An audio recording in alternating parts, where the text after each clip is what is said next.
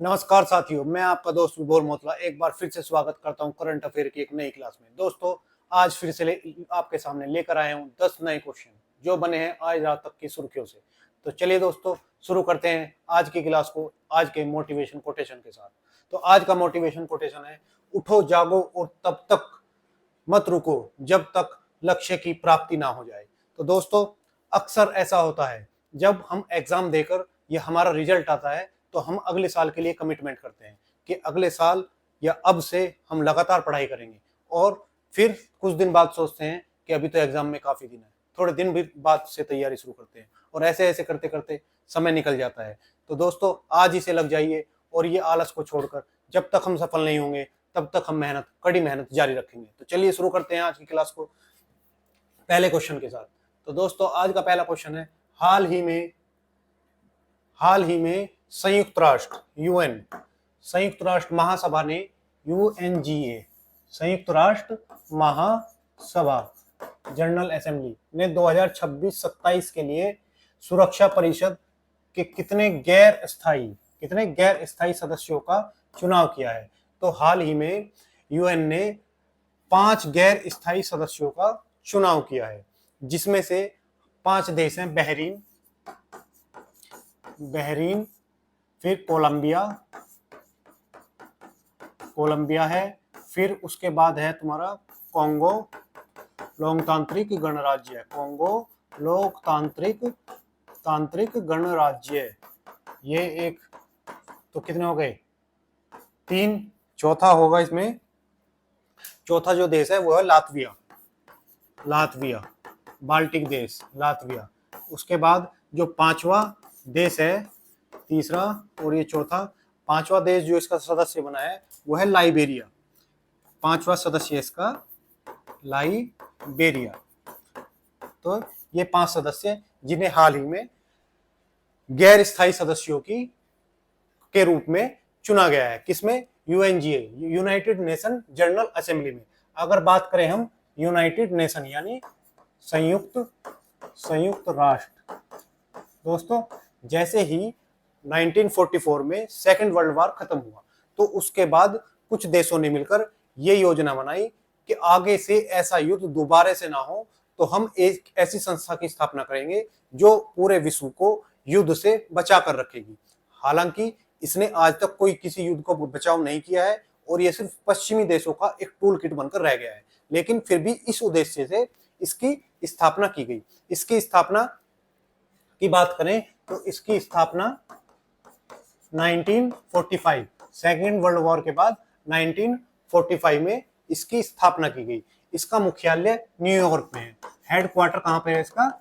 New York में इसका मुख्यालय। न्यूयॉर्क हडसन नदी के किनारे है। न्यूयॉर्क हडसन नदी के किनारे है। कहां पर? यूएसए में। ठीक है, तो हडसन नदी के किनारे न्यूयॉर्क स्थित है, वहां पर इसका मुख्यालय है। अब इसमें इसके कुछ अंग हैं। यूनाइटेड नेशन, ये संयुक्त राष्ट्र के 6 अंग होते हैं। इसके 6 अंग होते हैं, जिसमें से इसका पहला अंग है संयुक्त राष्ट्र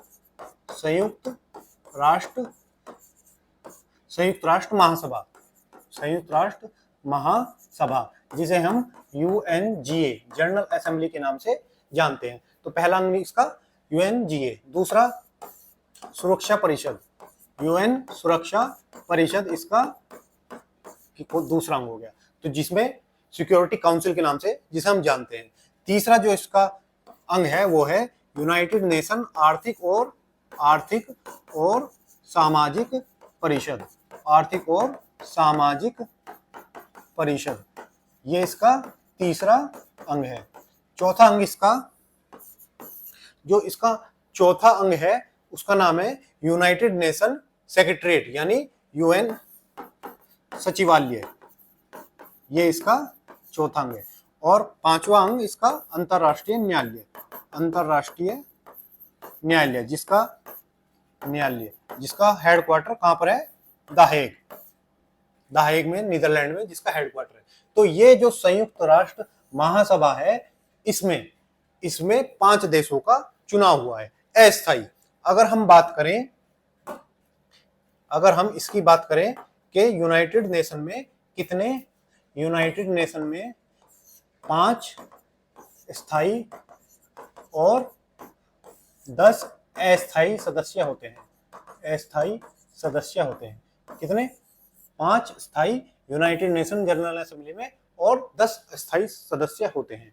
जो ये 5 स्थायी सदस्य हैं, इनके नाम यूएसए, यूके, रूस, फ्रांस और चाइना यानी चीन है। ये 5 सदस्य जो इसके स्थायी सदस्य हैं। और स्थायी सदस्य होने के पास एक अधिकार विशेष होता है जिसे हम वीटो के नाम से जानते हैं। इसका मतलब क्या है? वीटो का अर्थ होता है कि जैसे ही हम यूनाइटेड नेशन में कोई प्रस्ताव लेके जाते हैं, अगर इन 5 देशों में से किसी को वो प्रस्ताव मंजूर नहीं है तो ये अपने वीटो पावर का उपयोग करके उस प्रस्ताव को निरस्त कर सकता है। तो ये विशेष पावर इन स्थायी सदस्यों के पास होती है, जिसमें यूएसए, जिसकी राजधानी वॉशिंगटन डीसी, किसकी राजधानी है? यूएसए की, जो कौन सी नदी के किनारे है? पोटोमैक नदी के किनारे, पोटोमैक नदी के किनारे स्थित है। यूके, जिसकी राजधानी लंदन, थेम्स नदी के किनारे, थेम्स नदी के किनारे है। रूस, मास्को नदी के किनारे, मास्को नदी के किनारे है।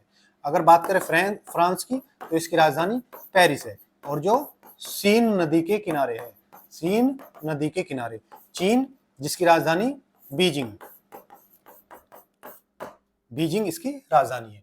तो ये हमारे 5 स्थायी सदस्य हो गए। अगर बात करें हम अस्थायी सदस्यों की, अस्थायी सदस्य जो हर 2 साल में चुने जाते हैं, तो हर 2 साल में कुछ अस्थायी सदस्य चुने जाते हैं। इनका कार्यकाल कितना होता है? तो इनका कार्यकाल 2 वर्ष का होता है। इनका कार्यकाल 2 वर्ष का होता है और इसमें इस बार 5 सदस्यों को चुना गया है। जो ये 5 सदस्य चुने गए हैं, इनका कार्यकाल जनवरी 2026 से और कब तक होगा? दिसंबर 2027 तक इनका कार्यकाल होगा। तो इनके कार्यकाल के लिए ये समय रहेगा। अगर बात करें यूएन की, तो इसमें 10 अस्थायी सदस्य होते हैं और ये अस्थायी सदस्य, इसमें से भारत इसका 8 बार इसका अस्थायी सदस्य रह चुका है। यूएनजीए का 8 बार अस्थायी सदस्य भारत इसका रह चुका है।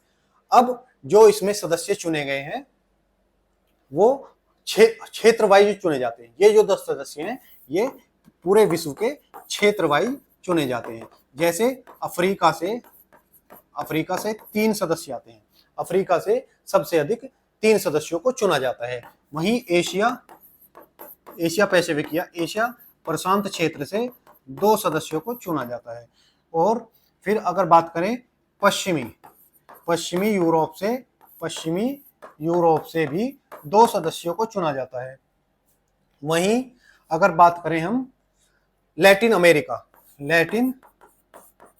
देश हैं, यहाँ से 2 सदस्यों को चुना जाता है। और एक सदस्य पूर्वी यूरोप से एक सदस्य आता है, यानी 3, 2, 5, 2, 7, 2, 9 और 1, 10।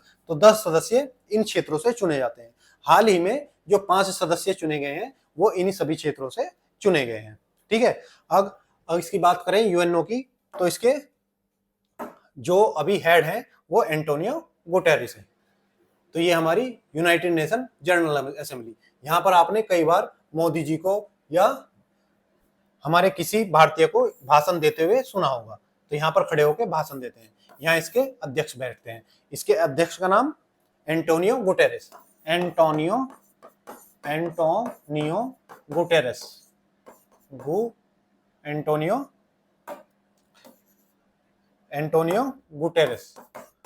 इसके वर्तमान में हेड है। ठीक है। तो ये हो गई यूएनजीए की पूरी कहानी। अब ये देखिए, जैसे ये वर्ल्ड मैप है हमारे पास, क्या है वर्ल्ड मैप। अब वर्ल्ड मैप में हम देखते हैं कौन कौन से सदस्य यहाँ पर हैं। तो पहले ये कोलंबिया, ये हमारा देश कौन सा है? कोलंबिया। तो एक देश चुना गया है कोलंबिया। ठीक है, ये कोलंबिया। इसकी राजधानी बगोटा, बगोटा कोलंबिया की राजधानी। और ये देश जो पनामा से जुड़ा हुआ है, ये कौन सा देश है? Panama, Panama. तो मध्य अमेरिकी देशों से दक्षिण अमेरिकी देश जो लैंड यानी भूमि के माध्यम से जुड़ा है वो कोलंबिया है। और किसके माध्यम से? ये पनामा, पनामा देश के माध्यम से ये इससे जुड़ा हुआ है। तो ठीक है, ये बगोटा हो गया। यहाँ पर कॉफी काफी प्रसिद्ध है, कॉफी प्रसिद्ध है। यहाँ पर कॉफी की दो किस्में पाई जाती हैं, एक रोबस्टा और एक अरेबिका। यहाँ पर कॉफी की दो किस्में पाई जाती हैं, रोबस्टा और अरेबिका। ठीक है, उसके बाद जो एक देश चुना गया है वो है बहरीन। बहरीन कहां से है? तो बहरीन एशिया से आएगा। ठीक है, बहरीन यहाँ पे आ गया, कतर के पास बहरीन। ठीक है, तो यहाँ पर बहरीन, और इसकी राजधानी मनामा, मनामा इसकी राजधानी है। और बात करें तो अगर अफ्रीका से बात करें तो कोंगो, ये कोंगो यानी कोंगो लोकतांत्रिक गणराज्य भी अफ्रीका से चुना गया है। और कोंगो लोकतांत्रिक गणराज्य की जो राजधानी है उसका नाम है किनशासा, किनशासा कोंगो लोकतांत्रिक गणराज्य की राजधानी है। यहाँ पर देखिए यूरोप में 3 देश हैं, 3 देश जिन्हें हम बाल्टिक देश के नाम से जानते हैं। कौन से देश के? बाल्टिक देशों के नाम से जानते हैं। इनमें 3 देश आते हैं, एस्टोनिया, लातविया और लिथुआनिया। कौन कौन से देश हैं? एस्टोनिया, लातविया और लिथुआनिया। कौन सा? लिथुआनिया। ये तीनों देश क्या कहलाते हैं? बाल्टिक देश कहलाते हैं। यहाँ पर जो ये है बाल्टिक सागर है। ठीक है, तो इनमें से जो लातविया है इसको चुना गया है, जो बीच वाला देश है लातविया, इसको चुना गया है। और इसकी राजधानी क्या है? इसकी राजधानी रीगा है। क्या है? लातविया की राजधानी रीगा है। इसको किसके लिए चुना गया है? तो अस्थायी सदस्य के रूप में यूरोप से लातविया को चुना गया है। तीनों ये क्या है? बाल्टिक देश हैं। ठीक है, 8 बार इससे भारत को चुना जा चुका है। अगर बात करें एस्टोनिया की तो तेलिन इसकी राजधानी है, तेलिन एस्टोनिया की राजधानी है। वहीं विल्नुस किसकी राजधानी है? तो ये लिथुआनिया की राजधानी है। तो ये मैंने इसके बारे में पूरी जानकारी आपको दे दी। अब पिछले महीनों के कुछ क्वेश्चन, इस बार हमने अप्रैल और मार्च के कुछ क्वेश्चनों को चुना है। तो हाल ही में किस भारतीय क्रिकेटर को लॉरियस वर्ल्ड कमबैक, मतलब Laureus world comeback of the year award दिया है? मतलब जिसने जबरदस्त वापसी की हो वैसा क्रिकेटर कौन है? तो ये हमारे ऋषभ पंत जी को मिला है। किसे? ऋषभ पंत, जिनके एक्सीडेंट के बाद उन्होंने शानदार वापसी शतक लगाकर की थी। हाल ही में किस देश ने मोजी नाम का दुनिया का पहला क्वांटम कम्युनिकेशन सैटेलाइट लॉन्च किया है? तो ये जो मोजी नाम का कम्युनिकेशन सैटेलाइट है ये चीन द्वारा लॉन्च किया गया है। किस राज्य सरकार ने देश में पहली बार मन मित्र नाम से व्हाट्सएप गवर्नेंस शुरू किया है? तो मन मित्र नाम से जो गवर्नेंस है वो आंध्र प्रदेश द्वारा शुरू किया गया है, आंध्र प्रदेश द्वारा शुरू किया गया है। अगर बात करें नवीनतम वैश्विक खुशी रैंक यानी नवीनतम वैश्विक खुशहाली रैंक के अनुसार सबसे खुशहाल देश कौन सा है? तो ये जो लातविया, लिथुआनिया और मैंने आपको देश पढ़ाए बाल्टिक से ऊपर ये एक देश है फिनलैंड। कौन सा है? फिनलैंड। ये फिनलैंड देश इस क्रम में आता है टॉप पर। तो कौन सा है एक बार आपको दिखा देता हूँ। तो ये देखिए यहाँ पर है फिनलैंड, लातविया लिथुआनिया के ऊपर फिनलैंड, ये स्वीडन जो नॉर्डिक देश है। ठीक है, अगला क्वेश्चन देखते हैं, क्वेश्चन नंबर 2। तो हाल ही में भारत चौथी भारत मध्य एशियाई वार्ता की अध्यक्षता किसने की है? तो भारत मध्य एशियाई देशों के बीच चौथी वार्ता की अध्यक्षता किसने की है? तो ये अध्यक्षता हमारे जयशंकर जी ने की है। किसने की है? जयशंकर जी ने। कौन सा संस्करण है? तो ये इसका 4th संस्करण है। संस्करण कौन सा है? 4th। और किस किस के बीच? भारत और मध्य एशियाई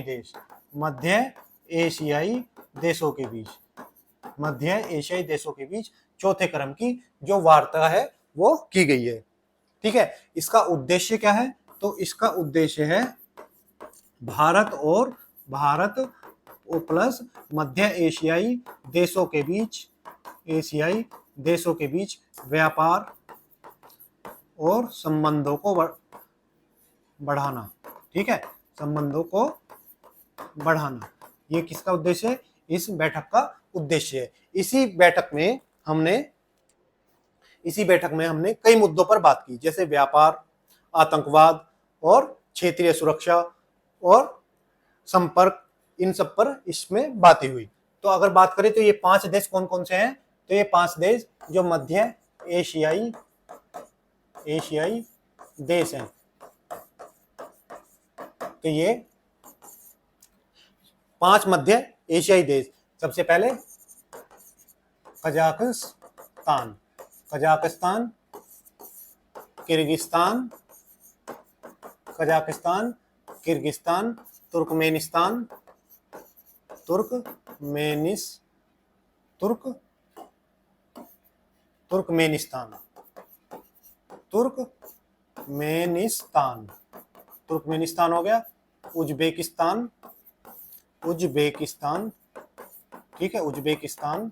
और एक देश कौन सा बचा? एक देश जो बचा है ताजिकिस्तान, ठीक है, ताजिकिस्तान। और इनकी राजधानियां सबसे अधिक पूछी जाती हैं। 5 मध्य एशियाई देशों की राजधानियां सबसे ज्यादा पूछी जाती हैं। जैसे कजाकिस्तान की राजधानी अस्थाना है। कजाकिस्तान की राजधानी क्या है? अस्थाना। अस्थाना किसकी है? कजाकिस्तान की राजधानी।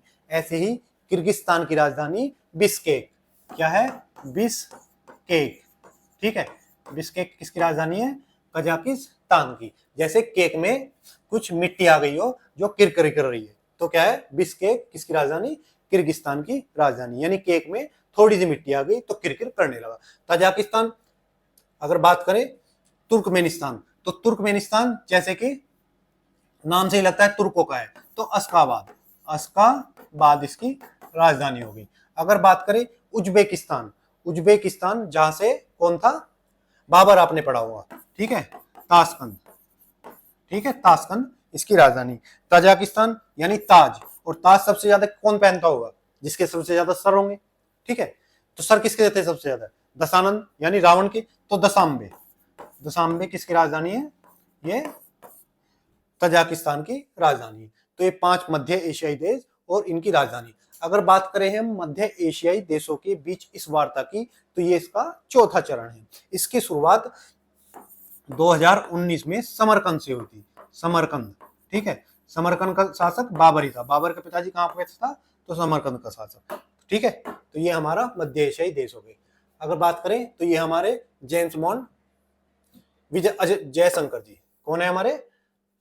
जेम्स बॉन्ड विदेश मंत्री जयशंकर जी। तो ये देखिए, मैप से एक बार समझ लेते हैं। तो ये हो गया हमारा प्यारा भारत। भारत के ऊपर ये नल्ला पाकिस्तान, ये बैठा है इधर। ठीक है, एकदम भीख मांगते हुए कुत्ते की तरह बैठा है ना इधर। ठीक, ये हो गया पाकिस्तान। इसके ऊपर अफगानिस्तान, और इसके ऊपर ये 5 देश, कजाकिस्तान, उज्बेकिस्तान, किर्गिस्तान, तुर्कमेनिस्तान और तजाकिस्तान, इधर चाइना से। दरअसल ये क्षेत्र पठारी क्षेत्र है और यहाँ पर बहुत सारे मिनरल्स हैं, यानी खनिज हैं, जिनकी आवश्यकता सभी देशों को है। और चाइना ने इनको कर्ज दे देकर अपने जाल में फंसा लिया, जिसे हम डेट ट्रैप पॉलिसी चाइना की कहते हैं। तो भारत इनकी तरफ बढ़त बना रहा है। भारत का बॉर्डर यहाँ से अफगानिस्तान और अफगानिस्तान के बाद तजाकिस्तान से जुड़ा हुआ है, लेकिन पीओके पर पाकिस्तान का कब्जा होने के कारण भारत यहाँ से इनके साथ व्यापार नहीं कर पाता। ठीक है, मध्य एशियाई देशों के साथ यहाँ पर व्यापार नहीं कर पाता। इसका दूसरा रास्ता खोजने के लिए भारत ने ईरान, ये कौन सा देश है? ईरान में यहाँ पर एक पोर्ट का डेवलप किया है, जिसका नाम है चाबाहार। क्या नाम है इसका? Chabahar port. इसमें ही एक शाहिद बेहस्ती जो भारत के अधीन पोर्ट है। यहाँ से भारत रेल मार्ग और के जरिए अफगानिस्तान तक पहुंचता है, और अफगानिस्तान के बाद यहाँ पर गारलैंड डेलाराम हाईवे जो भारत ने बनाया है, और यहाँ से पहुंचकर फिर इन मध्य एशियाई देशों के साथ अपनी पहुंच को बनाना चाहता है। तो यहाँ पर चाबहार पोर्ट के उपयोग के बारे में भी बात हुई। यहाँ पर ही चाइना ने ग्वादर बंदरगाह बनाया है जो वन रोड वन बेल्ट के माध्यम से जुड़ा हुआ है और हमारे पीओके से गुजरता है। ठीक है, तो ये हो गया मध्य एशियाई देश और इनसे जुड़ा कनेक्टिविटी यानी रोड संबंध। अब देखते हैं हाल ही में केंद्रीय खेल मंत्री मनसुख मांडविया। तो हमारे खेल मंत्री कौन है?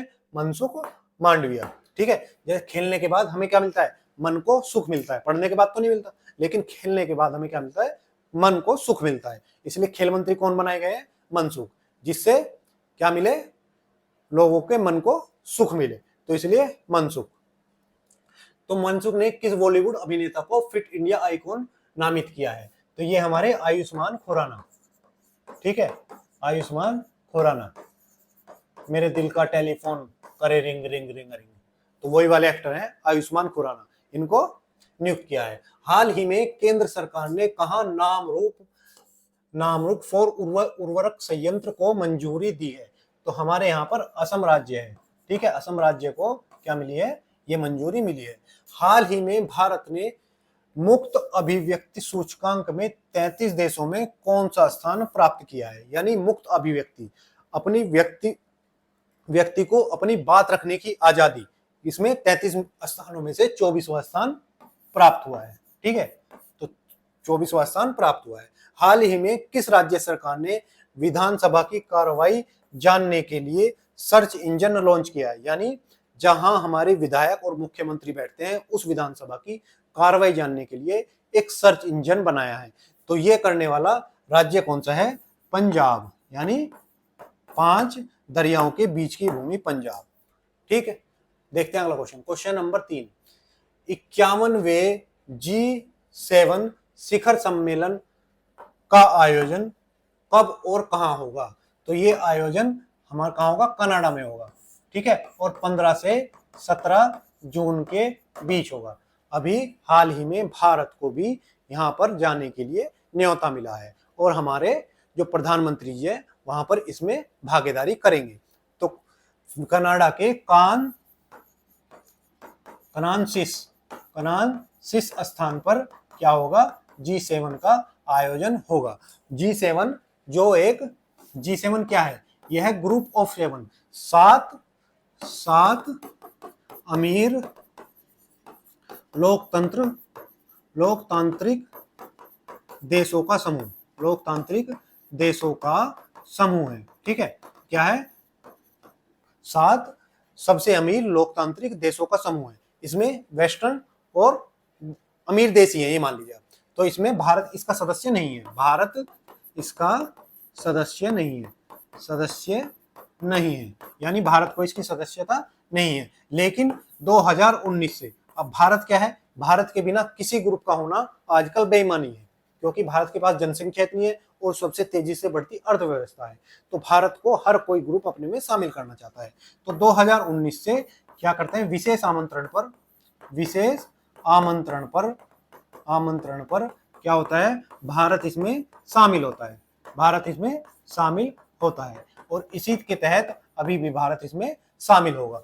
तो कहां हो रहा है? ये 51वां कनाडा में हो रहा है। अगर बात करें 50वां, तो 50वां इटली में हुआ था। इटली, ठीक है, यहाँ के प्रधानमंत्री जॉर्जी मेलोनी और यहाँ की राजधानी क्या है? राजधानी रोम। ठीक है, रोम इटली, और 50वीं इटली में हुई थी। तो वहां पर भी भारत ने इसमें पार्टिसिपेट किया था। अब इसमें 7 देश शामिल होते हैं। अगर बात करें G7 की, तो G7 की स्थापना जो हुई थी, स्थापना 1975 में किससे? ग्रुप ऑफ 6 देशों के नाम से हुई थी, जिसमें यूएसए, यूके, फ्रांस, जर्मनी और जापान, ये 6 देशों ने इसकी मिलकर स्थापना की, यानी ये बनाया। लेकिन 1976 में इसमें कनाडा को भी शामिल किया गया। कनाडा भी इसमें शामिल हो गया, तब से ये G7 के नाम से जाना जाता है। तो हमारे कौन कौन से देश हो गए? USA, UK, France, Germany, Japan और कनाडा। ठीक है, बाकी इसमें EU भी शामिल होता है, यानी EU बोले तो यूरोपियन यूनियन भी इसमें शामिल होता है। ठीक है, कैसे? जैसे भारत विशेष आमंत्रण पर शामिल होता है, तो ऐसे ही यूरोपियन यूनियन भी इसमें शामिल होता है। यूरोपियन यूनियन जिसकी स्थापना 1 नवंबर 1993 को हुई थी। कब हुई थी? 1 नवंबर 1993 को हुई थी। और इसमें 27 देश शामिल हैं, 27 देश शामिल हैं। और इसका मुख्यालय जो है वो ब्रुसेल्स बेल्जियम है। बेल्जियम की राजधानी ब्रुसेल्स में इसका मुख्यालय है। अगर इसके हेड की बात करें तो इसकी हेड जो है वो है उर्सुला वान डेर इसकी क्या है? हेड है ईयू की। तो ईयू भी इसमें कैसे शामिल होता है? विशेष निमंत्रण पर शामिल होता है। ठीक है, आमंत्रण पर शामिल होता है। तो बात करें ईयू की, तो ये 27 देशों का समूह है। पहले ये 28 देश हुआ करते थे, लेकिन ब्रिटेन इससे बाहर हो गया। ब्रिटेन से इससे बाहर होने की घटना को हम ब्रेक्जिट के नाम से जानते हैं। ठीक है, तो ये हो गया ईयू। अगर हम बात करें तो ये रहा हमारे सदस्य जो बैठे हुए हैं यहाँ पर। तो कितने सदस्य हो गए? देखो, 1 2 3 4 5 6 7 और एक ये 8वीं अपनी यूरोपियन यूनियन की उर्सुला वॉन डेर। अब ये देखिए मैप के माध्यम से समझते हैं कि ये कौन कौन से देश हैं। तो सबसे पहले ये रेड वाला कौन सा है? कनाडा। ठीक है, यहाँ पर क्या है? ये आयोजन हो रहा है, आयोजनकर्ता कौन है? कनाडा। और कनाडा की राजधानी कौन सी है? ओटावा कनाडा की राजधानी है। कनाडा जो है विश्व में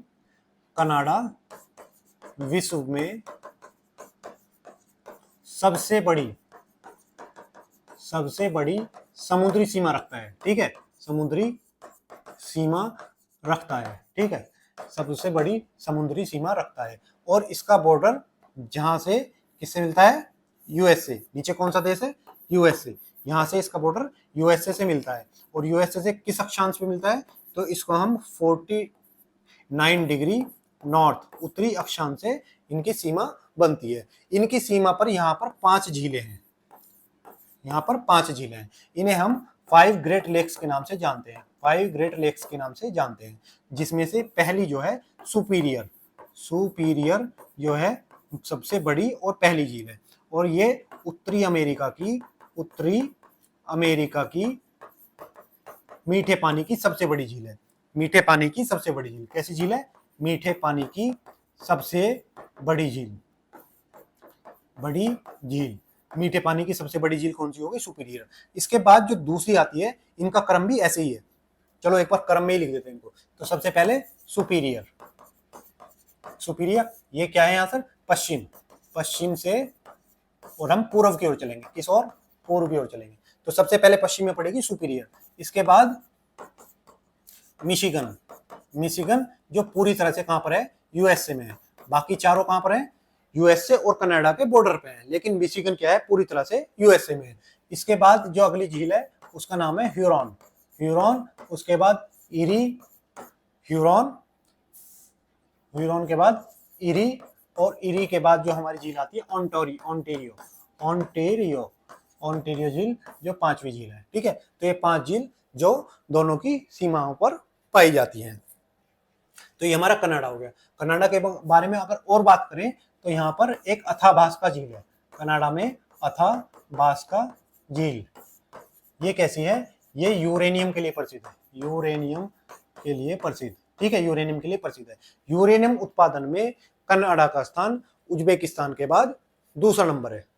ठीक है, दूसरा नंबर इसका आता है कजाकिस्तान के बाद, सॉरी। तो अगर बात करें, ये होगी अथाबास्का। यहाँ पर एक विनिपेग भी झील भी है। विनिपेग झील ये किसके लिए? गेहूं उत्पादन के लिए प्रसिद्ध है। यहाँ पर ही विनिपेग मंडी है। विनिपेग क्या है? मंडी, जो दुनिया की सबसे बड़ी गेहूं की मंडी है। कैसी? दुनिया की सबसे बड़ी गेहूं की मंडी विनिपेग मंडी कहां पर पाई जाती है? तो कनाडा में पाई जाती है। तो ये हमारा यूएसए हो गया और कनाडा हो गया। तो 2 देश ये हो गए। अगर आगे बात करें तो ये हो गया हमारा ब्रिटेन। ठीक है, ब्रिटेन की राजधानी लंदन। उसके ऊपर ये जर्मनी। ठीक है। उसके बाद ये फ्रांस और ये इटली और ये हो गया हमारा जापान। जापान की राजधानी टोक्यो। जर्मनी की राजधानी क्या होगी? बर्लिन।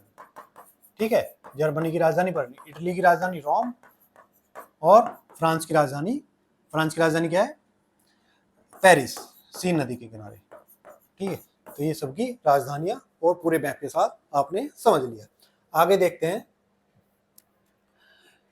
हाल ही में किस राज्य सरकार ने महर्षि दधीची कुंड को राजकीय पर्यटन केंद्र बनाने की घोषणा की है? तो ये हमारे प्यारे उत्तर प्रदेश ने यह घोषणा की है कि महर्षि दधीची, ठीक है, जिनकी हड्डियों से वज्र बना है, इंद्र का हथियार वज्र महर्षि दधीची की हड्डियों से बना है, तो उनके लिए पर्यटन स्थल बनाने की घोषणा किसने की है? यूपी ने की है।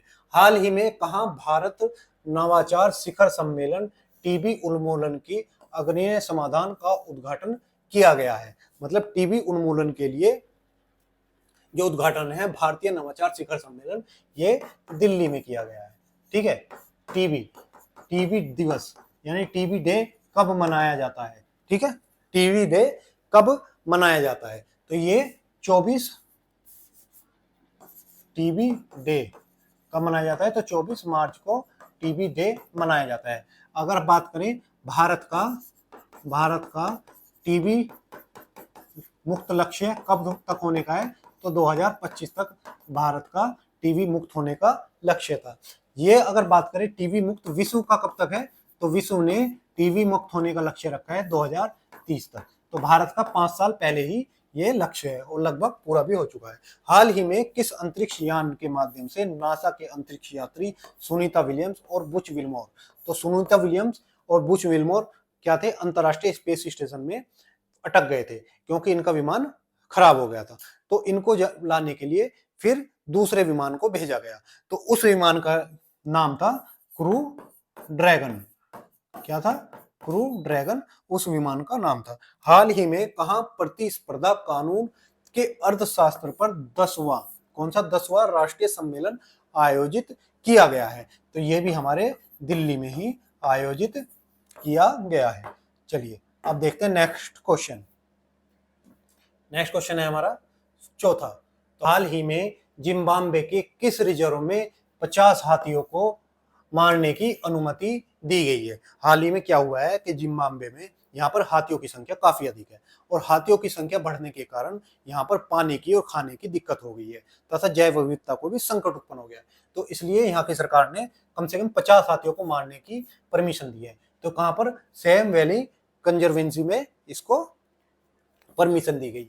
तो कहां पर है? जिम्बाब्वे की राजधानी, इसकी राजधानी क्या है? तो जिम्बाब्वे की राजधानी हरारे। जिम्बाब्वे की राजधानी हरारे। तो ये सेव वैली कंजर्वेंसी है, इसमें जो हाथियों की रखने की क्षमता है ये 800 है। लेकिन अभी वर्तमान में कितने हाथी हैं यहाँ पर? तो वर्तमान में यहाँ पर 2550 हाथी हैं। और इन हाथियों के होने के कारण तो यहाँ पर क्या हो रहा है? एक तो मानव हाथी संघर्ष बढ़ रहा है, ठीक है। और क्या है? जैव विविधता बिगड़ गई है, जैव विविधता पर संकट आ गया है। और इसके कारण क्या हो रहा है? यहाँ पर भोजन और पानी की कमी हो गई है, ठीक है। तो ये सब काम इनकी जनसंख्या बढ़ने के कारण हो गए हैं,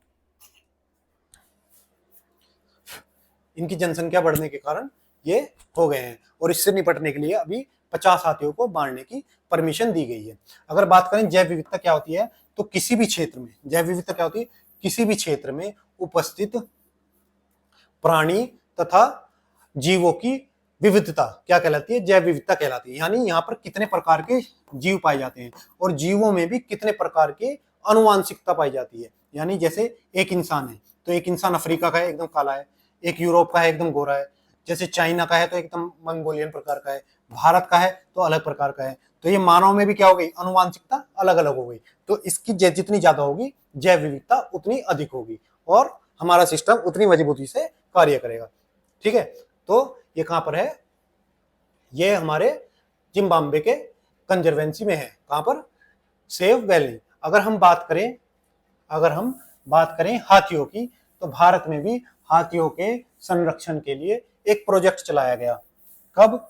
1992 में। 1992 में भारत में भी प्रोजेक्ट हाथी चलाया गया। ठीक है, तो किसके आधार पर चला गया? तो वन्य जीव संरक्षण अधिनियम।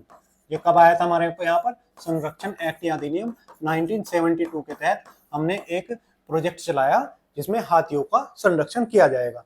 तो 1992 में हमने प्रोजेक्ट हाथी चलाया। अगर बात करें वर्तमान में हाथियों की संख्या भारत में कितनी है, तो 2017 में इसकी गणना हुई थी। हाथियों की गणना कब हुई? 2017 में। अब 2023 में होनी थी, लेकिन अभी तक नहीं हो पाई है और उम्मीद है कि 2025 में इसका कार्य पूरा हो जाएगा। ठीक है, तो अभी भारत में अगर बात करें तो भारत में कुल हाथी 27,013, 27,000 कितने हैं हमारे यहाँ पर हाथी? 27,312 हाथी है। और इसमें भी अगर बात करें तो सबसे ज्यादा कर्नाटक में पाए जाते हैं, उसके बाद असम में हाथी पाए जाते हैं, और तीसरे नंबर पर सर्वाधिक हाथी केरल में पाए जाते हैं। तो सबसे ज्यादा कहां पर है? कर्नाटक में।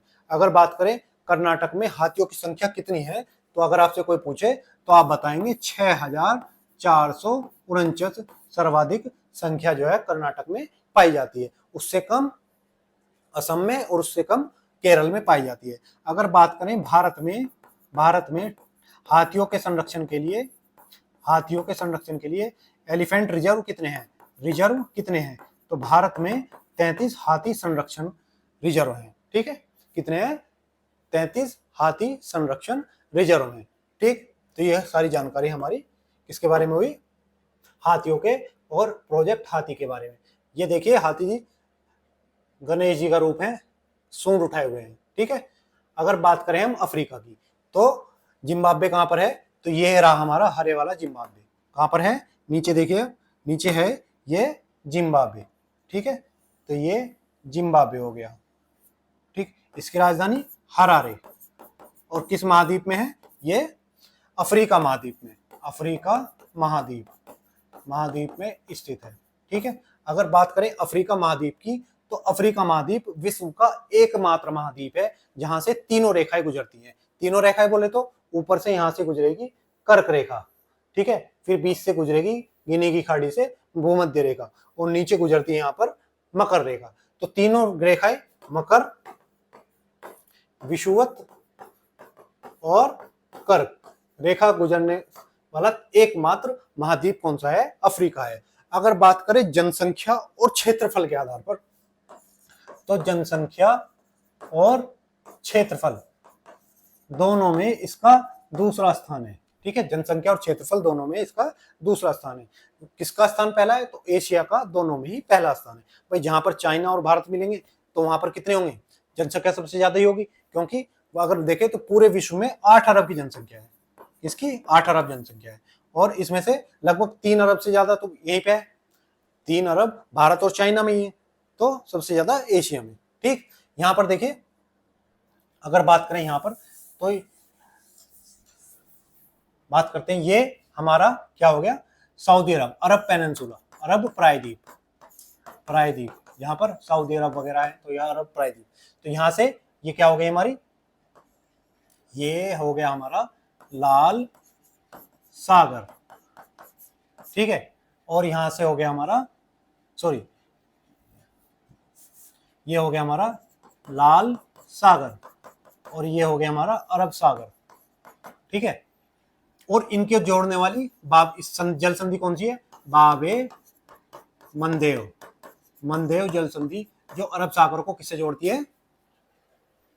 है? लाल सागर के जोड़ती है।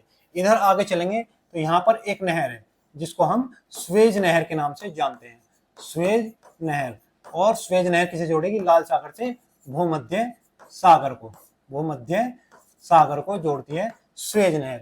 उसके बाद आगे चलेंगे तो भूमध्य सागर, और यहाँ पर है जिब्राल्टर जल संधि। कौन सी? जिब्राल्टर जल संधि। कौन सी जल संधि है? जिब्राल्टर जल संधि, जो किसे जोड़ती है? अरब सागर को अटलांटिक महासागर से जोड़ती है। किस महासागर से? तो ये भूमध्य सागर को अटलांटिक महासागर से जोड़ती है। ठीक है, तो इसे बोलते हैं भूमध्य सागर की कुंजी। और अलग किसे करेगी, यहाँ पर है स्पेन देश, यूरोप का स्पेन, और यह है मोरक्को। मोरक्को अफ्रीका से स्पेन को अलग करती है। अगर बात करें स्वेज नहर कहाँ पर है, तो स्वेज नहर मिस्र में है, इजिप्ट में ही आप देख रहे होगे कौन सी है, नील नदी, जो मिस्र का वरदान के नाम से जानी जाती है। तो ये अफ्रीका के बारे में सारे क्वेश्चन आपने हल कर लिए। अब आगे देखते हैं पिछले महीनों के कुछ रिवाइज क्वेश्चन। तो पहला क्वेश्चन है, हाल ही में किस आईआईटी संस्थान द्वारा दुनिया की सबसे लंबी हाइपरलूप टेस्ट ट्यूब विकसित की गई है। तो ये जो टेस्ट ट्यूब है ये हमारी आईआईटी मद्रास द्वारा विकसित की गई है। आईआईटी मद्रास ने हाइपरलूप ट्यूब विकसित की है। हाल ही में यूनेस्को की विश्व धरोहर केंद्र में भारत की अस्थायी सूची में कुल कितनी संपत्तियां शामिल हैं, तो इसमें भारत की 62 संपत्तियां शामिल हैं। हाल ही में किस राज्य सरकार ने हेरिटेज इमारतों को होटल के रूप में विकसित करने की योजना बनाई है, तो हमारे उत्तर प्रदेश सरकार के मुख्यमंत्री योगी साहब जी ने कहा है कि जितने भी हेरिटेज साइट हैं उनको हम होटल के रूप में विकसित करेंगे। मुदुमल के मेनहिर या खेड़े पत्थरों को यूनेस्को के विश्व धरोहर स्थलों की अस्थायी सूची में शामिल किया गया है। ये अवस्थित हैं, तो ये तेलंगाना में अवस्थित है। कहां पर हैं, तेलंगाना में अवस्थित है। कौन कौन से, मुदुमल के मेनहिर या खेड़े पत्थर, ठीक है, कहां पर है, ये तेलंगाना में है। अगला क्वेश्चन देखें, क्वेश्चन नंबर 5। तो आज का क्वेश्चन नंबर 5 है, जो आज के सारे क्वेश्चन बहुत इंपॉर्टेंट है और आने वाली परीक्षाओं में एक दो क्वेश्चन यहां से आपको जरूर देखने को मिलेगा। तो अगला क्वेश्चन है, ये भी देखिए काफी इंपॉर्टेंट क्वेश्चन है। हाल ही में भारतीय भाषाओं को शासन में बढ़ावा देने के लिए किसने भारतीय भाषा अनुभाग लॉन्च किया है, तो हाल ही में हमारे गृह मंत्री अमित शाह जी ने क्या किया है, ये लॉन्च किया है। गृह मंत्री भी है और क्या है, भारत के पहले सहकारिता मंत्री कौन है, भारत के पहले, ठीक है, अभी इसी उसमें पहले सहकारिता विभाग के मंत्री बनाए गए और वो विभाग किसके पास है, तो वो अमित शाह जी के पास है। तो भारत के पहले सहकारिता मंत्री कौन है, अमित शाह जी हैं। अमित शाह जी ने अभी क्या किया है कि भारतीय भाषा अनुभाग की स्थापना की है, ठीक है, यानी BBA की स्थापना की है। ये कहां पर की है, तो ये नई दिल्ली में की है। इसके लिए जो हमारे यहाँ बजट 2024-25 आया था, 2024-25 में इसके लिए 54 करोड़ रुपए की व्यवस्था की गई थी। इसी के द्वारा 54 करोड़ रुपए की क्या की गई थी, व्यवस्था की गई थी, ठीक, 54 करोड़ रुपए की व्यवस्था की गई थी। तो उसके द्वारा ही भारतीय भाषा अनुभाग बनाया गया। अगर बात करें इसके उद्देश्य की, तो इसका उद्देश्य प्रशासनिक कार्यों में, इसका उद्देश्य क्या है, प्रशासनिक कार्यों में हिंदी को बढ़ावा देना, और क्या है कि अंग्रेजी की गुलामी को खत्म करना, अंग्रेजी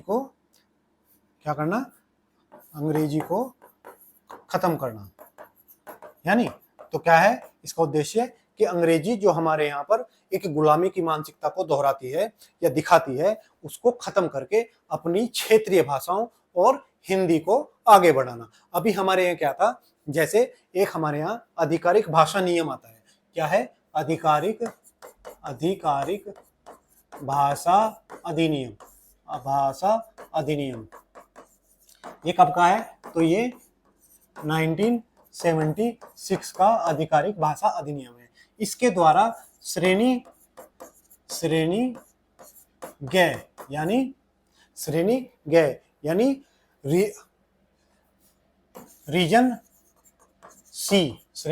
रीजन सी के कुछ क्षेत्र, जैसे क्या, कर्नाटक, केरल और तमिलनाडु, ये कुछ ऐसे राज्य हैं जिनसे हमारे जो केंद्र के साथ प्रशासनिक वार्तालाप होती है या आधिकारिक वार्तालाप होती है केंद्र और सेंट्रल के बीच, ये अंग्रेजी में की जाती है। अभी किसमें की जाती है, अंग्रेजी में, ठीक है, किसमें, अंग्रेजी में की जाती है, ठीक। तो अब इसमें भी क्या करना है कि हमें अंग्रेजी को हटाकर या तो हिंदी में बातें हों या क्षेत्रीय भाषा में बातें हों। तो इसको बढ़ावा देने के लिए भारतीय अनुभाग की स्थापना की गई है। ये हमारी हिंदी को बढ़ावा देना जी जो उद्देश्य हमारे यहाँ पर एनईपी यानी न्यू एनईपी 2020 का है, वही उद्देश्य इसका है। इसमें भी हिंदी को और क्षेत्रीय भाषा को बढ़ाने की बात की गई। एनईपी बोले तो नई शिक्षा नीति, न्यू एजुकेशन पॉलिसी, नई शिक्षा नीति 2020।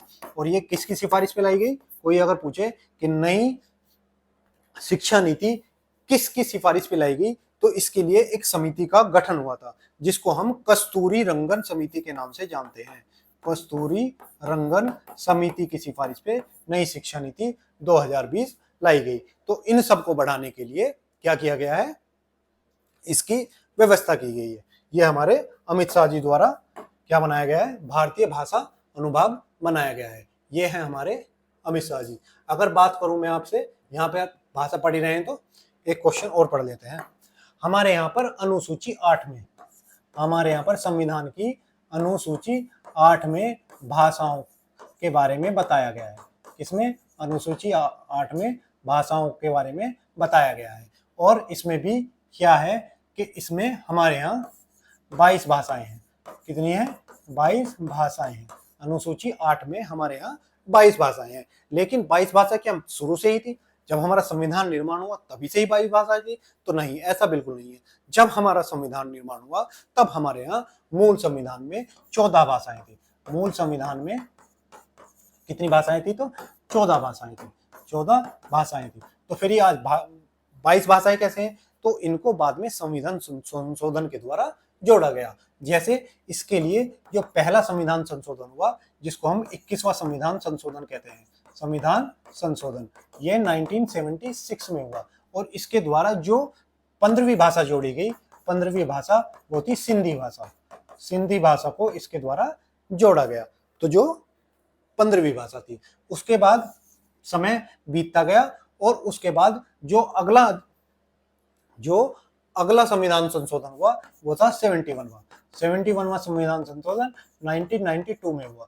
इसमें 3 भाषाओं को जोड़ा गया जिसको हम नमक के नाम से जानते हैं।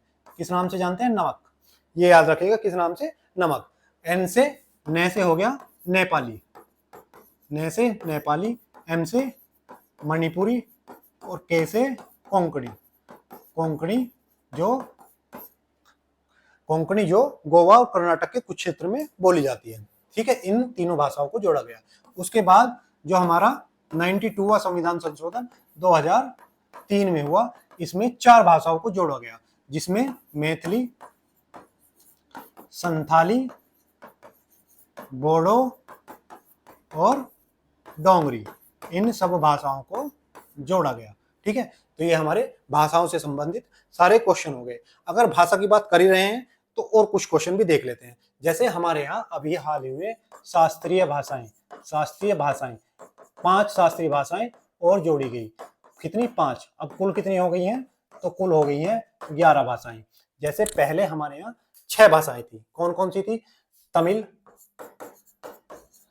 फिर उसके बाद संस्कृत को जोड़ा गया, फिर उसके बाद तेलुगु, आंध्र प्रदेश की तेलुगु, फिर उसके बाद कर्नाटक की कन्नड़, उसके बाद केरल की मलयालम और फिर उड़ीसा की उड़िया। क्या? उड़िया, उड़ीसा की उड़िया। तो पहले हमारे यहाँ पर 6 ये शास्त्रीय भाषाएं थी, लेकिन हाल ही में अभी पिछले कुछ दिनों में 5 भाषाओं को और जोड़ा गया, तो जिसे हम MBA पेपर पास की ट्रिक से याद रखते हैं। M से हम याद रखते हैं मराठी, M से मराठी, P से बंगाली, ठीक है, बंगाली, A से असमिया, A से हम याद रखेंगे असमिया, और P से प्राकृत, और P से ही पाली। ठीक है, इसे हम याद रखते हैं MBA पेपर पास के नाम से। तो मराठी, बंगाली, असमिया, प्राकृत और पाली। ठीक, तो ये 5 भाषाएं सांस्कृतिक रूप से जोड़ी गई। तो ये हमारे भाषाओं से संबंधित क्वेश्चन, और उससे जितने भी क्वेश्चन बन सकते थे वो हमने इस क्वेश्चन में कवर कर लिए। अगला क्वेश्चन भारतीय रिजर्व बैंक आरबीआई डिजिटल पहल सारथी का उद्देश्य क्या है? तो हमारे यहाँ जो आरबीआई है उसने एक पहल स्टार्ट की जिसमें दस्तावेजों की सुरक्षित रखना और उनके संग्रहित करना और उनको साझा करना। क्या करना है? इसका दस्तावेजों को क्या करना है? दस्तावेजों को संग्रहित, सुरक्षित और साझा करना। ये किसमें है? ये हमारे यहाँ पर सारथी पहल के साथ। तो कई बार पूछा जाता है सारथी पहल किसकी है? तो सारथी पहल हमारे यहाँ पर रिजर्व बैंक ऑफ इंडिया की है। हाल ही में किस राज्य ने कांगेर घाटी राष्ट्रीय उद्यान को यूनेस्को की अस्थायी सूची में शामिल किया है? तो कांगेर घाटी कहाँ पर है? छत्तीसगढ़ में कांगेर घाटी। हाल ही में भारतीय रिजर्व बैंक आरबीआई ने ब्रिटेन के लंदन सेंट्रल बैंकिंग ने किस पुरस्कार से सम्मानित किया है? तो हाल ही में आरबीआई को लंदन की सेंट्रल बैंक ने सम्मानित किया है और इसको जो पुरस्कार दिया है वो है डिजिटल ट्रांसफॉर्मेशन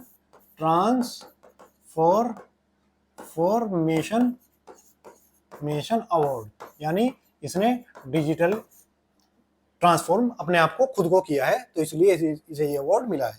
हाल ही में किसने सूर्य की बाहरी वातावरण और सौर हवाओं का अध्ययन करने के लिए पुंछ जो मिशन लॉन्च किया है वो हमारे नासा ने किया है।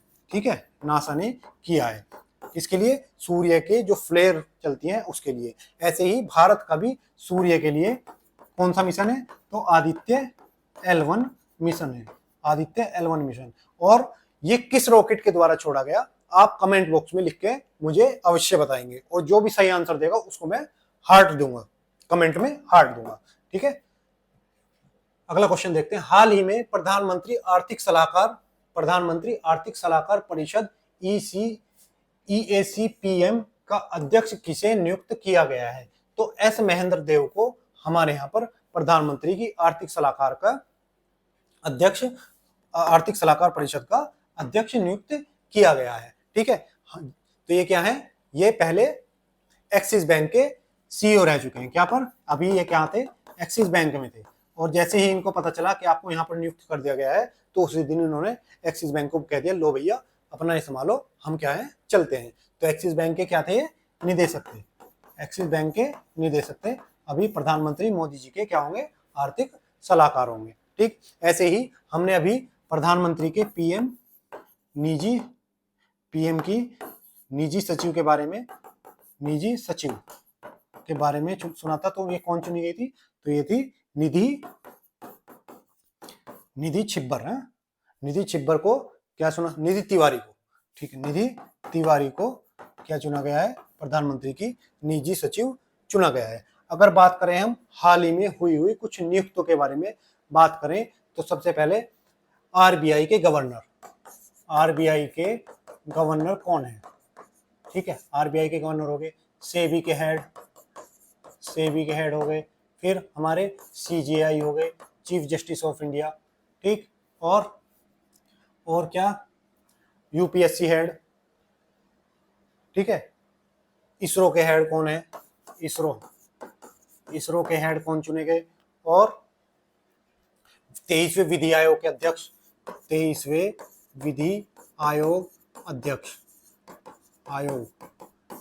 कौन है जो जिनकी नियुक्ति अभी की गई? और कोई ऐसा क्वेश्चन जैसे आरबीआई गवर्नर हो गए, सीएजी, हमारे सीएजी कौन चुने गए? ठीक है, सीएजी हो गए। उसके बाद यूपीएससी हेड यानी यूपीएससी के अध्यक्ष कौन चुने गए? और उसके बाद तो ये सब। तो आरबीआई गवर्नर कौन है हमारे? तो आरबीआई गवर्नर है हमारे संजय मल्होत्रा जी। कौन है? संजय मल्होत्रा। सेबी के हेड कौन है? तुहिन कांत पांडा। ये कौन है? हमारे सेबी के हेड है। ये किसके स्थान पर आए हैं?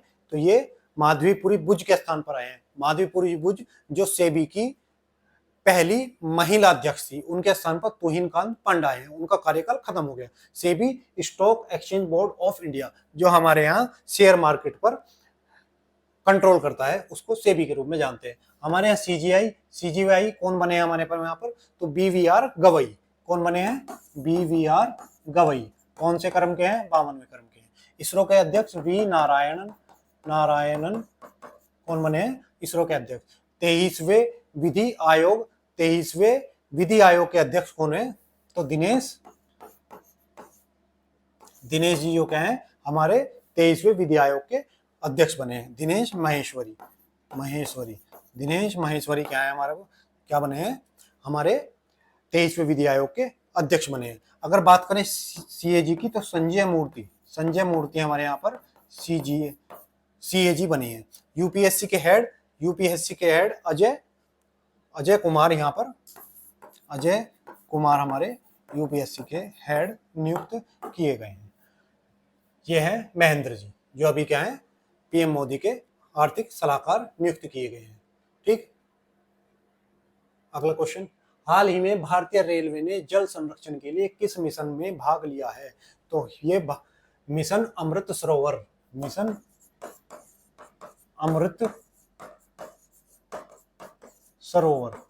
इसमें किसने भाग लिया है? हमारे यहाँ पर भाग लिया है। हाल ही में किस राज्य सरकार ने घोषणा की है कि राज्य के सभी नगर निगमों को सौर शहर में परिवर्तित किया जाएगा? तो ये योजना किसने की है घोषणा? तो ये उत्तर प्रदेश ने घोषणा की है।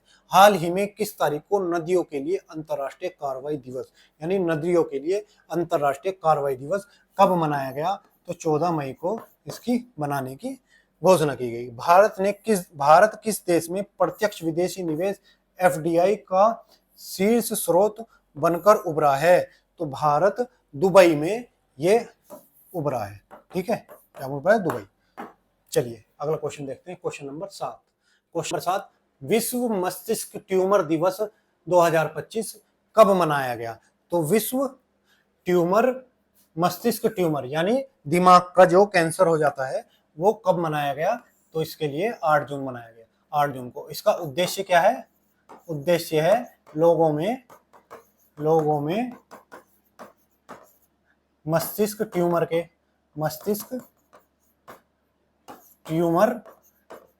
को लेकर जागरूकता फैलाना। क्या उद्देश्य है इसका? उद्देश्य है लोगों में इसके प्रति जागरूकता फैलाना उद्देश्य है। और इसके लिए 8 तारीख को ये मनाया गया। 8 तारीख को एक दिवस और मनाया जाता है, 8 जून को ही एक दिवस और मनाया जाता है। ये एक है विश्व समुद्री दिवस। कौन सा है? विश्व महासागर दिवस। तो 8 जून को विश्व महासागर दिवस भी मनाया जाता है। महासागर दिवस जून में बहुत इंपॉर्टेंट दिवस विश्व महासागर दिवस गिना जाता है। अगर बात करें हम जून के महत्वपूर्ण दिवस की तो 1 तारीख को, तो 1 जून को जो दिवस मनाया जाता है उसको हम जानते हैं विश्व दुग्ध दिवस के रूप में। विश्व दुग्ध दिवस के रूप में हम किसे जानते हैं? दुग्ध दिवस 1 जून को हम जानते हैं। उसके बाद अगर हम बात करें 2 जून को, तो 2 जून को तेलंगाना की स्थापना हुई थी। तो ये याद रखेंगे हम, 2 जून 2014 किसकी स्थापना? तेलंगाना स्थापना। तेलंगाना किससे? आंध्र प्रदेश से अलग होकर एक राज्य बना था। कब बना था? तो 2 जून को 2014 को इसकी स्थापना की गई थी। ऐसे ही 3 जून को विश्व साइकिल दिवस मनाते हैं। 3 जून विश्व साइकिल दिवस। विश्व साइकिल दिवस कब मनाते हैं? साइकिल दिवस 3 जून को मनाते हैं। 5 जून विश्व पर्यावरण दिवस। विश्व पर्यावरण दिवस कब मनाते हैं? तो 5 जून को मनाते हैं। ठीक है, 5 जून को हमारा विश्व पर्यावरण दिवस हो गया। 7 जून को हम आगे है 7 जून को हम विश्व खाद्य दिवस मनाते हैं। विश्व खाद्य दिवस कब मनाते हैं? तो हम 7 जून को मनाते हैं। तो ये हमारे सारे इंपॉर्टेंट दिवस हो गए। तो 8 जून को कौन कौन से दिवस हैं? विश्व मस्तिष्क ट्यूमर दिवस यानी मस्तिष्क के कैंसर की जागरूकता फैलाने के लिए दिवस 8 जून को मनाया जाता है। 8 जून को ही हम विश्व महासागरीय दिवस मनाते हैं। वहीं 1 जून को हम विश्व दुग्ध दिवस मनाते हैं। 2 जून को तेलंगाना स्थापना दिवस। 3 जून को हम विश्व साइकिल दिवस। 5 जून को हम विश्व पर्यावरण दिवस। 7 जून को हम विश्व खाद्य सुरक्षा दिवस के रूप में मनाते हैं। ठीक है, तो ये कुछ इंपॉर्टेंट दिवस, ये वर्ल्ड, ये हमारा दिमाग हो गया, ठीक है, ऐसा ही है, खाली पर अपना है। आगे देखते हैं, हाल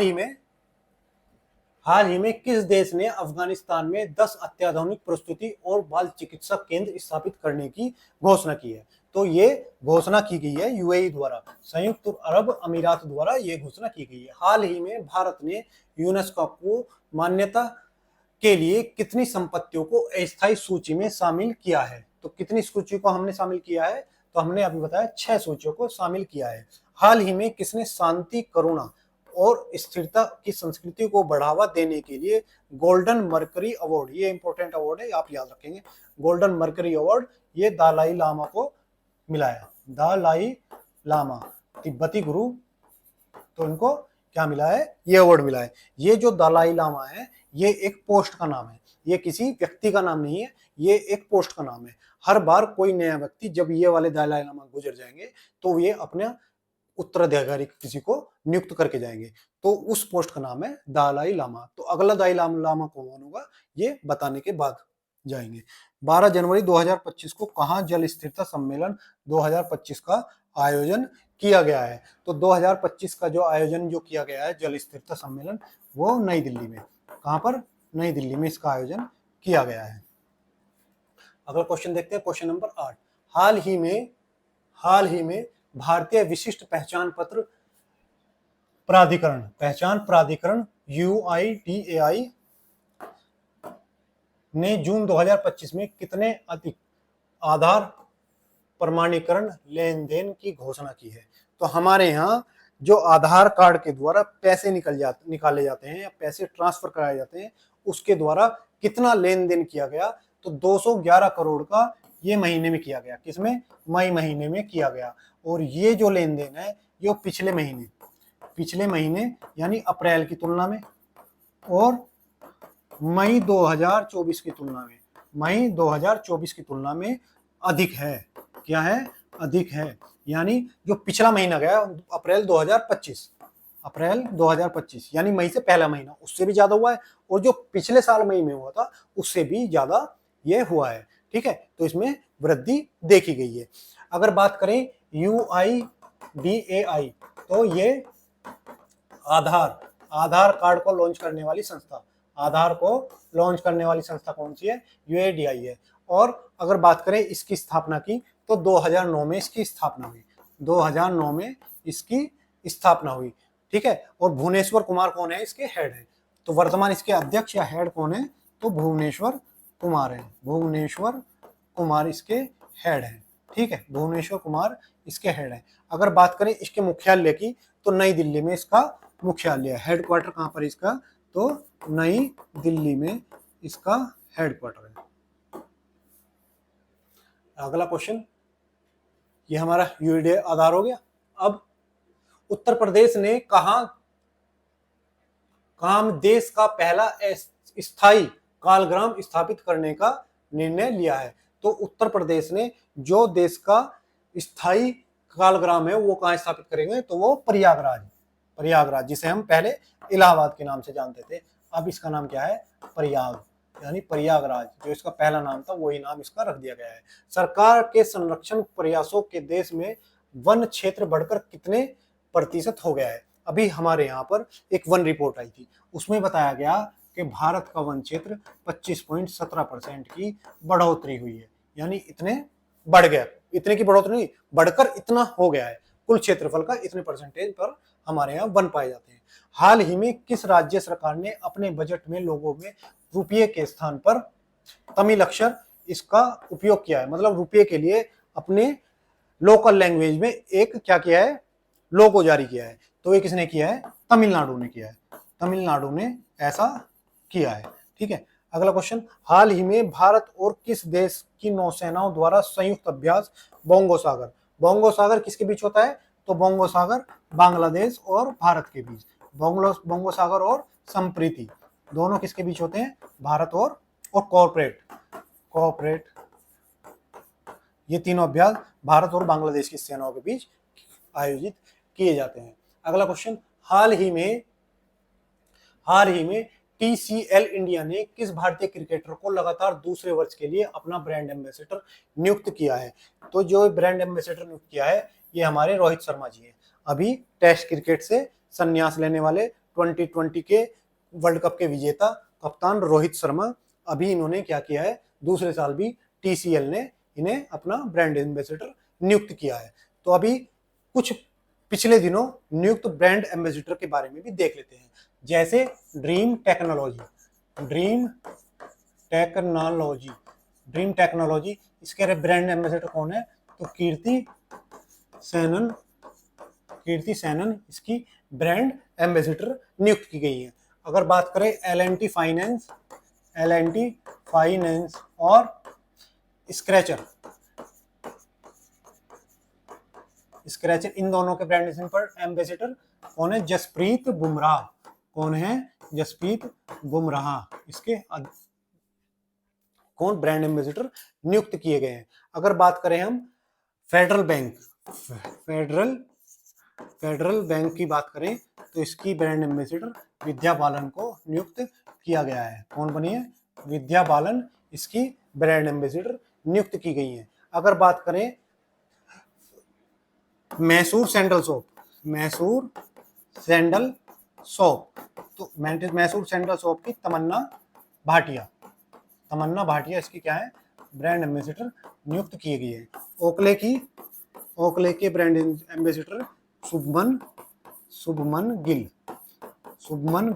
ओकले के ब्रांड एम्बेसडर नियुक्त किए गए हैं। अगर बात करें टाटा मोटर्स की, तो टाटा मोटर्स के विक्की कौशल,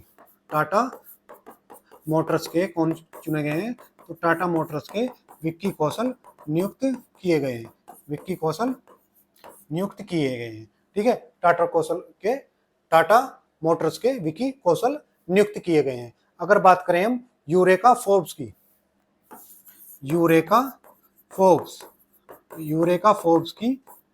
तो ये हो गई श्रद्धा कपूर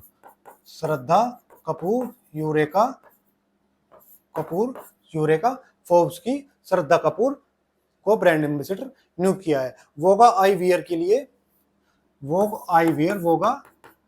आईवियर इसके ब्रांड एम्बेसडर किसे नियुक्त किया गया है? तो शाहिद कपूर को इसका ब्रांड एम्बेसडर नियुक्त किया गया है। तो ये कुछ ब्रांड एम्बेसडर जो हाल फिलहाल में नियुक्त किए गए। ऐसे ही एक फिक्की के कौन है? आयुष्मान खुराना। ठीक है, आयुष्मान खुराना। मेरे दिल का टेलीफोन करे रिंग। ठीक है, वही वाले आयुष्मान खुराना। तो अब इससे यह है हमारे कप्तान रोहित शर्मा। तो इनको अगले साल के लिए भी क्या किया है? इन्होंने रिटेन किया है। अगला क्वेश्चन देखते हैं। हाल ही में जारी सिप्री की रिपोर्ट के अनुसार 2020 की अवधि में दुनिया के प्रमुख हथियार का सबसे बड़ा आयातक देश कौन सा है? यानी विश्व में पिछले साल सबसे ज्यादा हथियार किसने अपने देश में मंगाए हैं? तो अभी किसने? रूस और यूक्रेन के बीच जो युद्ध चल रहा है उसके कारण यूक्रेन ने सबसे ज्यादा हथियार मंगाए हैं, और इसने किसको पीछे छोड़ दिया है? भारत को। ठीक है, तो भारत दूसरे नंबर पर है। हाल ही में उत्तर प्रदेश के मुख्यमंत्री योगी आदित्यनाथ ने किस जिले में पहले स्मार्ट सिटी अस्पताल और पैथोलॉजी सेंटर का उद्घाटन किया है? तो ये हमारे यहाँ पर झांसी में इसका उद्घाटन हुआ है। कहाँ पर? झांसी में रानी लक्ष्मीबाई की झांसी, वहां पर इसका उद्घाटन हुआ है। हाल ही में किस अंतरिक्ष एजेंसी ने ब्रह्मांड की उत्पत्ति का अध्ययन करने के लिए स्पेरेक्स दूरबीन लॉन्च की है? तो ये नासा द्वारा लॉन्च की गई दूरबीन है। दिल्ली में 1 अप्रैल 2025 से कितने साल की अधिक पुरानी गाड़ियों को पेट्रोल पंप पर तेल नहीं दिया जाएगा? यानी दिल्ली में जो 15 साल से पुरानी पेट्रोल की गाड़ियां हैं उनको क्या नहीं दिया जाएगा? तेल नहीं दिया जाएगा। तेल बंद तो गाड़ी बंद। ठीक है, प्रदूषण नहीं होगा अगर तेल नहीं देंगे, ऐसा सोचना है सरकार का। कंपनियों को नहीं बोलेंगी, लेकिन किसे बोलेंगी? आम आदमी को। ठीक है, हाल ही में वनडे क्रिकेट से संन्यास लेने वाले ग्लेन मैक्सवेल किस देश से संबंधित है? तो हाल ही में वनडे क्रिकेट से संन्यास लेने वाले ग्लेन मैक्सवेल हमारे ऑस्ट्रेलिया से संबंधित है। किससे? ऑस्ट्रेलिया से संबंधित है। इन्होंने अभी वनडे क्रिकेट से संन्यास ले लिया है। हाल ही में आपने देखा होगा विराट विराट कोहली, इन्होंने टेस्ट से और T20 से संन्यास लिया है। ऐसे ही रविंद्र जडेजा ने भी T20 से संन्यास लिया। ऐसे ही रोहित शर्मा ने T20 और टेस्ट से संन्यास लिया, तो इन्होंने भी अभी संन्यास लिया। ऐसे ही क्लासेन कहाँ के हैं, ये साउथ अफ्रीका के, इन्होंने भी अभी संन्यास की घोषणा की। ठीक है, तो क्लासेन ने भी संन्यास की घोषणा की। तो ये सब लोग हैं जिन्होंने हाल ही में अपने संन्यास की घोषणा की है। ये है हमारे ग्लेन मैक्सवेल। और ये कौन सा मैच है, वर्ल्ड कप का मैच है जो अफगानिस्तान जीतने वाला था। इन्होंने 200 रन मार के ये मैच यहाँ से छीन लिया। तो ये थी आज की करंट की क्लास, जिसमें हमने कल रात तक के घटित 10 महत्वपूर्ण घटनाओं को और उनसे संबंधित स्टैटिस्टिक्स जीके तथा पिछले कुछ महीनों के करंट को पढ़ा। तो ऐसी आशा हम आपसे करते हैं कि ये क्लास आपको पसंद आई होगी। अगर आपको ये क्लास पसंद आई हो तो कृपया चैनल को सब्सक्राइब करें, लाइक करें और इसको ज़्यादा से ज़्यादा शेयर करें। धन्यवाद।